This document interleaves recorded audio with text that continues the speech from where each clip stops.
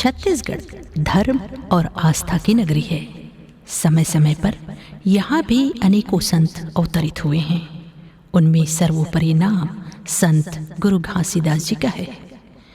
ये 18 दिसंबर 1756 में ग्राम गिरौदपुरी में पिता महंगूदास और माता अमरावतीन के यहाँ अवतरित हुए थे। उन्होंने समाज में व्याप्त सामाजिक, आर्थिक विषमता, शोषण तथा जाति भेद को समाप्त कर मनखे मनखे एक समान का संदेश दिया। ऐसे संत शिरोमणि गुरु घासीदास बाबा की आइए सब मिलकर आरती उतारते हैं। एक दिया नर नोलुम बारे, दूसरे कोटवा धाम हो, तीसरे दिया गिरतपुरी माँ, चौथे भंडारपुरी धाम हो। हसन बंदा सी हसन बंदा, बंदाव गुरु जी के पाँव हो। पांचों गुरु के चरण बंदा, बैठो जोत पुरस के छाँव हो। परम पूज्य गुरु घासीदास बाबा की, ब्रह्मचारी अमरदास गुरु की, बलिदानी राजा गुरु बालकदास साहेब की, जगत गुरु गोसाई आगादास साहेब की, सफरा माता सहोदरा दाई की, बोलो संत समाज की।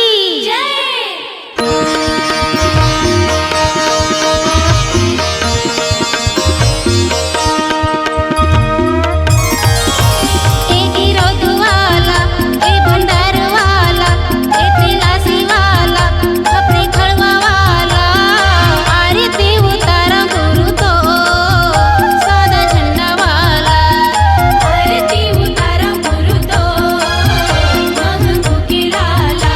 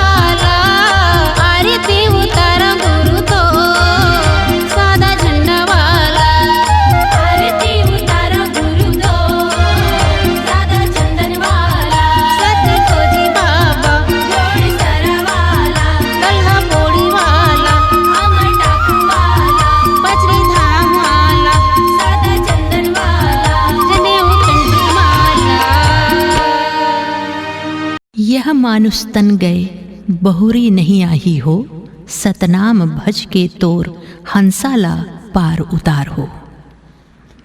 संत शिरोमणि गुरु घासीदास जी का व्यक्तित्व ऐसा प्रकाश स्तंभ है जिसमें सत्य, अहिंसा, करुणा तथा जीवन जीने का तरीका सरल रूप में प्रकट होता है।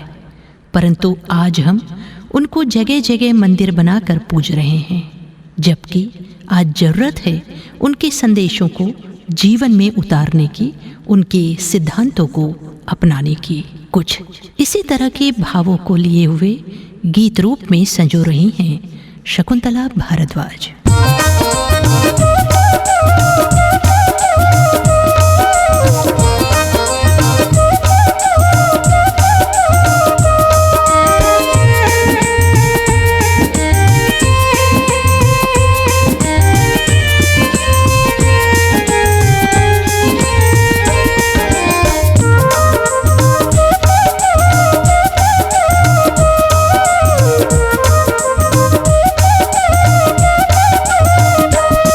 तोला जोगी बन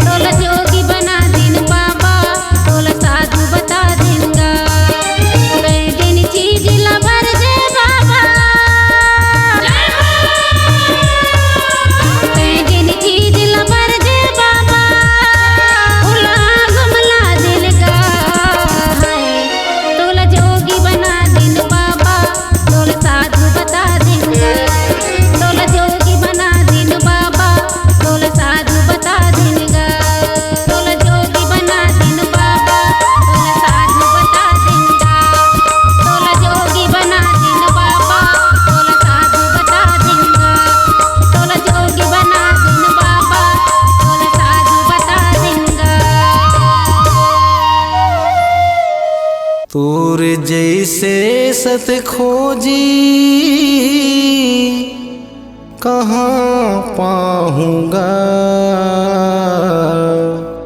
तोला छोड़ के मैं कहाँ जाऊँगा।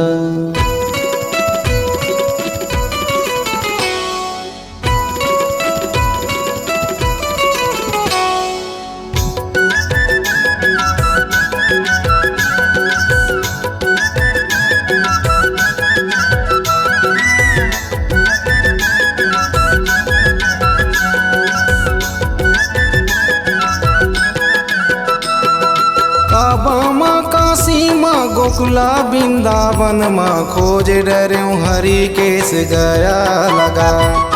काबा माँ काशी माँ गोकुला वृंदावन माँ खोज डर्यों हरि केस गया लगा। एगा घासीदास बाबा कहाँ समाये छोड़ माया लगा। एगा घासीदास बाबा कहाँ समाये छोड़ माया लगा। के पुजारी कहाँ समाये छोड़ माया लगा। एगा सत्य के पुजारी कहाँ समाये छोड़ माया लगा।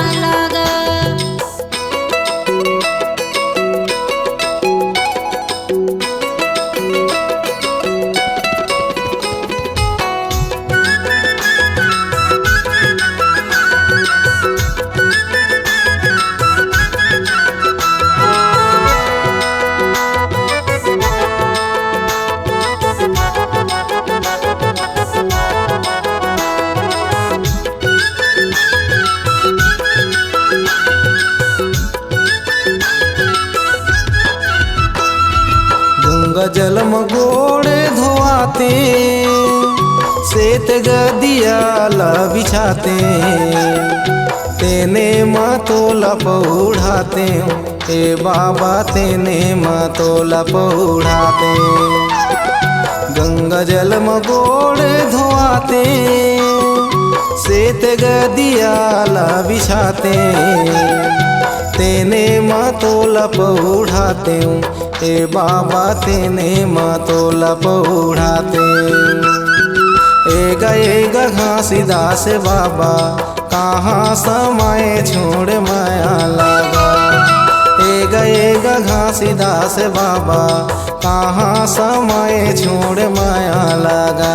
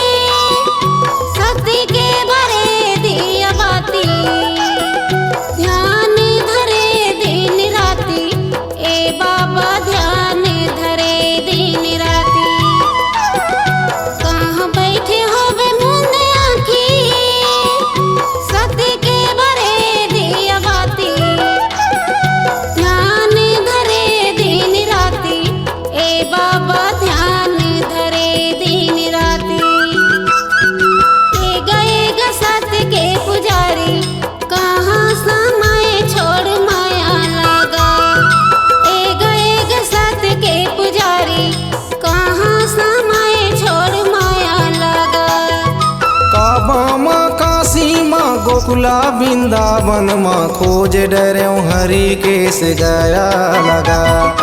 काबा माँ काशी माँ गोकुला वृंदावन माँ खोज डर्यों हरि केस गया लगा। एक घासीदास बाबा कहाँ समाये छोड़ माया लगा। एक घासीदास बाबा कहाँ समाये छोड़ माया लगा। एक सत के पुजारी कहाँ समाये छोड़ माया लगा। एक सत के पुजारी कहाँ समाये छोड़ माया लगा। कहाँ समाये छोड़ माया लगा। कहाँ समाये छोड़ माया लगा। कहाँ समाये छोड़ माया लगा। कहाँ समाये छोड़ माया लगा। कहाँ समाये छोड़ माया लगा। हे गुरु घासीदास बाबा गिरौदपुरी वाला प्रणाम प्रणाम। जिनकी अंधियार है ज्ञान के जोत जला दे।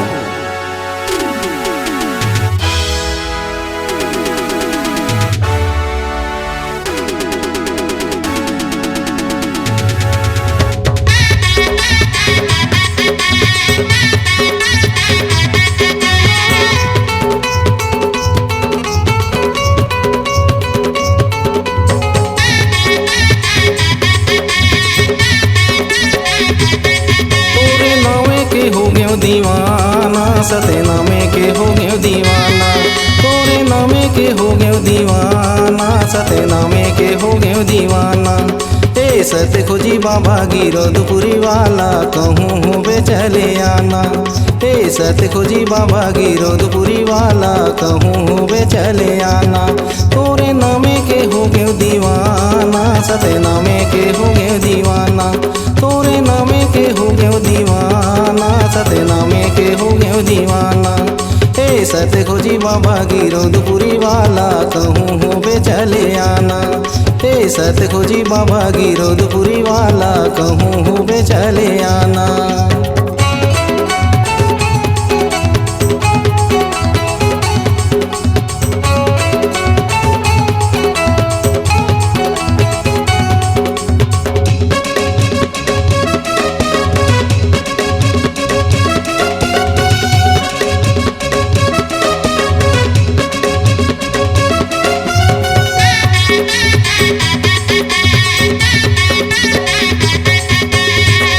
के मार्ग बताते तर जाते तोर चरण में।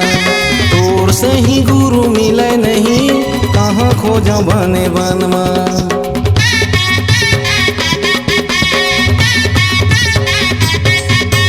मुक्ति के मार्ग बताते तर जाते तोर चरण में। तोर से ही गुरु मिले नहीं कहाँ खोजा बने बन में। अब ज्यादा जन भटकाना तोरे नामे के हो गयो दीवाना। अब ज्यादा जन भटकाना तोरे नामे के हो गयो दीवाना। ए सत खोजी बाबा गिरौदपुरी वाला कहूँ हो बे चले आना। ए सत खोजी बाबा गिरौदपुरी वाला कहूँ हो बे चले आना।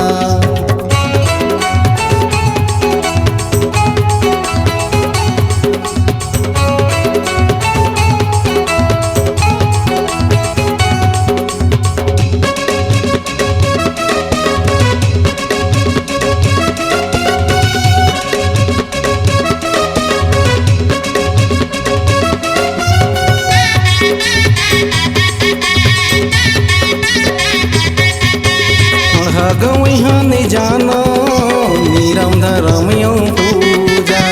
भावे के भक्ति हृदय में नहीं कोई अवधूजा।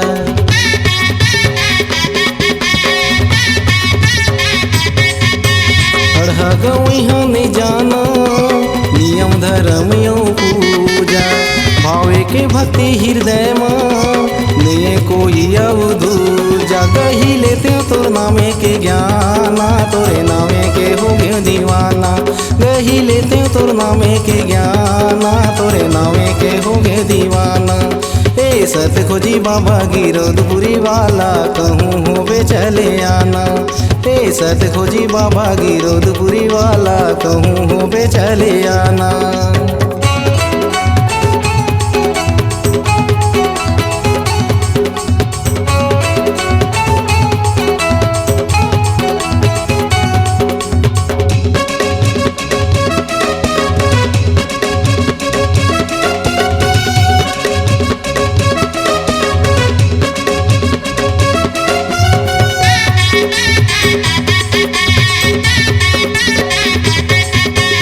ले जाते मोला तोर संग में चरण धोआए बाजू में कचरा कसट के रहते चरण खड़ऊ के साजू में।